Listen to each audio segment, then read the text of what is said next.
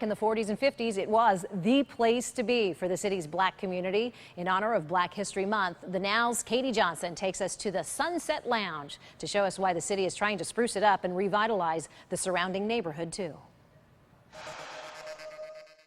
The Northwest Historic District. It's a part of West Palm Beach you've probably never visited before unless you live here. Now the city is trying to turn this area around, and it all starts with the Sunset Lounge. People know the Sunset. Larry Fields has been hanging out at the Sunset Lounge since the 70s. You used to have to come in here dressed to the T. You couldn't come in here any kind of way.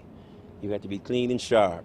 Now he's the manager of the club, the popular cocktail lounge, a much different scene decades later. I would love to have jazz and regular R&B in here, but it's not on demand right now. Back in the 40s and 50s, jazz music was in high demand. At a time when businesses were still divided by color, the Sunset Lounge brought some big names to perform in this historically black neighborhood. Duke Ellington, Count Basie, Ella Fitzgerald, Lionel Hampton. Now the city is trying to revitalize the neighborhood and bring back jazz in the process. We are going to redevelop it, rehabilitate it, and bring it back to what it looked like. The city is negotiating with the owners of Sunset Lounge. The goal is to buy the property, fix it up, and build a park right across the street where jazz musicians can actually perform. What we're doing here is similar to what we did at City Place, taking an area that